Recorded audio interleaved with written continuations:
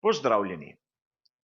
Na vrsto je prišla že velika nagrada Avstralije in tudi tokrat, kot običajno v uvodnem prispevku, vse tiste zanimivosti ter značilnosti, še preden se bodo aktivnosti na sami progi pričele.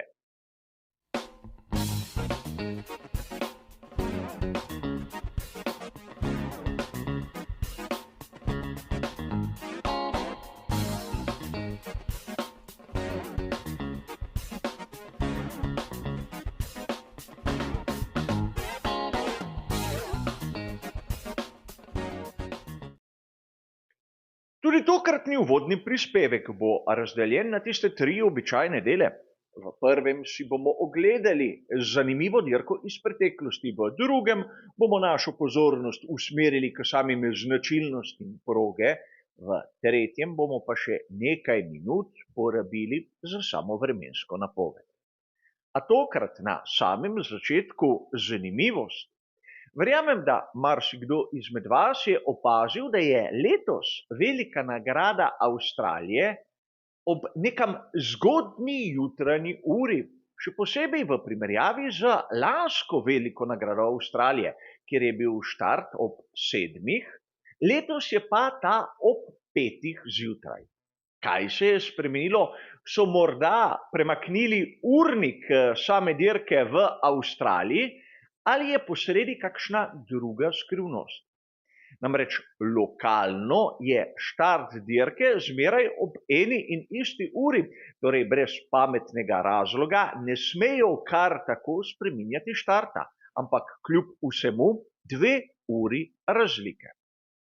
A skrivnost bo dokaj hitro objasnjena. Lani je bila dirka v aprilu, letos je v marcu. Tu v Evropi na severni polobli smo vstopili v pomlad, na južni polobli v jesen. Ampak nismo še zamenjali ure, ne mi in ne oni. In seveda, sedaj se je komu že začelo svitati, zakaj med lansko in letošnjo izvedbo sta 2 uri razlike, ker bo en del premaknil uro naprej, drugi pa uro nazaj. In tako lahko dokaj hitro nastane takšna razlika. A sam se ne bi pritoževal. Naprimer, navdušenci v Avstraliji praktično celotno sezono vstajajo sredi noči, da lahko gledajo dirke. Torej smo mi, Evropejci, v bistvu privilegirani. A pojdimo naprej z našim uvodnim prispevkom. Razmišljal sem, katero dirko bi izbral za tokratni uvod. In spomnil sem se, da pred dnevi sem dobil nepričakovano darilo. In seveda, kot veste tisti, ki sledite objavam, originalno čepico Jacquesa Villeneuva. In prav davnega leta 1996 je Jacques Villeneuve debitiral v svetovnem prvenstvu Formule 1 prav na, uganili ste, veliki nagradi Avstralije.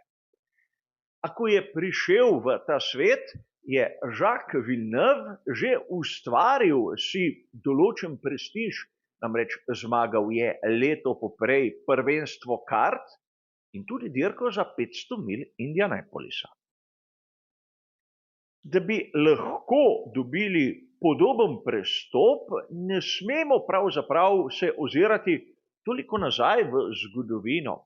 Le 3 sezone poprej, na začetku leta 1993, je takratni svetovni prvak Formule 1 Nigel Mansell prestopil v serijo kart.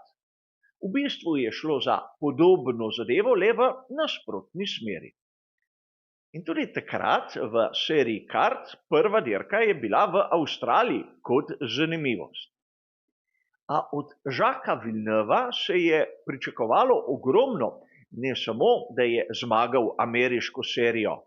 Priimek Villeneuve vsem navdušencem Formule 1 prikliče v spomin določene geste njegovega legendarnega očeta. In Jacques Villeneuve je začel izjemno spodbudno, za najboljšim štartnim položajem. A žal na dirki mu je zmanjkalo tistega, kar mora imeti vsak pravi šampion v motošportu: sreče.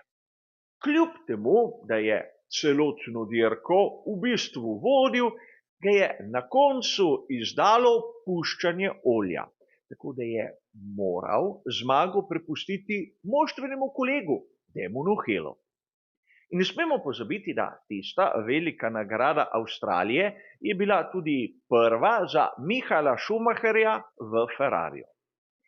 A verjetno dirka, kot je ta, je praktično pomembna zaradi druge malenkosti, ki jo mi, navdušenci, zmeraj spremljamo, verjetno smo pa pozabili, kdaj je bila uvedena.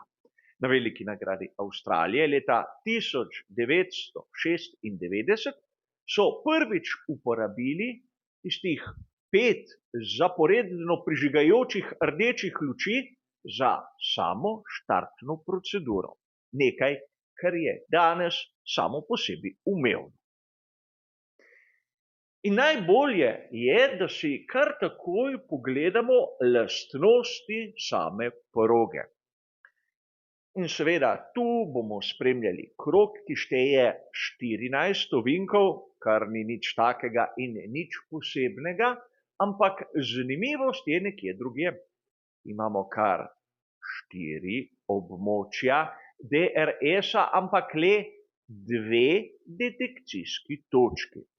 Zaradi pravilnika, ko voznik spusti stopalko za plin, območje DRS-a v bistvu se samodejno prekine in seveda tisti dvižni pomožni profil pade nazaj na svoje mesto. Zato zaradi šikan, ki so v sredini ravnine, pravzaprav je tu potrebno imeti v bistvu 4 območja DRS, čeprav v resnici bi lahko govorili le o 2. A to je izjemnega pomena.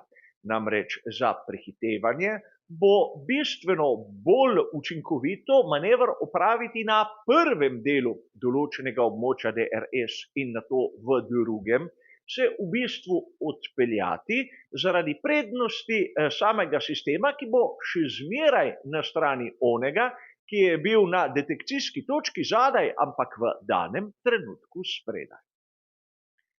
Če se sedaj malce ozremo na tabelo Pirellija in skušamo razumeti lastnosti same proge, bomo videli, da pravzaprav sploh ni zahtevna. Imamo vrednosti 2, vrednosti 3, torej povprečno in podpovprečno zahtevne elemente, razen evolucije same proge. Dobro je znano, da v Avstraliji gre za ulično dirko, kjer pravzaprav z vsako serijo, tu bo tudi Formula 2 in Formula 3, se oprijem na samem asfaltu viša. A to ne pomeni, da ekipe ne bodo imele težav z samimi pnevmatikami. Ampak še bolj kot ponavadi bo tu prišla do izraza degradacija, obraba absolutno ne. In v Avstraliji moramo biti pozorni še na neko zanimivost. Letos prvič tu tisti najmehkejši izbor, torej C5, C4 in C3. Lani smo tu videli za stopnjo trši izbor, torej C4, C3 in C2, ampak leta 2022 zanimivost C5, nato preskok na C3 in nato C2. Kaj bolj podrobnega bomo dejali v tistem prispevku pred samimi kvalifikacijami oziroma zadnjem briefingu, kjer bom podal kot običajno moje videnje za možne strategije. A potrebno je tu poudariti še nekaj. Mnogokrat sem poudaril, degradacija je termični pojav na sami pnevmatiki. Zato ni čudno, kar se tiče tistega minimalnega predpisanega tlaka, da so letos pri Pirelliju malce dvignili vrednosti. Na prednjem paru koles je ta določena na 24 funtov na kvadratni palec. Lani, za primerjavo, je bila 23 funtov na kvadratni palec. Na zadnjem paru pa 21 funtov in pol na kvadratni palec, lani pol funta na kvadratni palec manj. Kar se tiče pa previsnih kotov, so ostali nespremenjeni. Na prednji osi minus 3,25 stopinje, na zadnji osi pa minus stopinja celih 75. Torej, dobili smo nek vpogled v situacijo, najmehkejši izbor pnevmatik, na prvi pogled ne tako zahtevna proga, ampak z določenimi pastmi, ki se ne toliko vidijo na samih silah, ki delujejo na pnevmatike, temveč na sami degradaciji, ki zna biti ena izmed poglavitnih tem celotnega vikenda.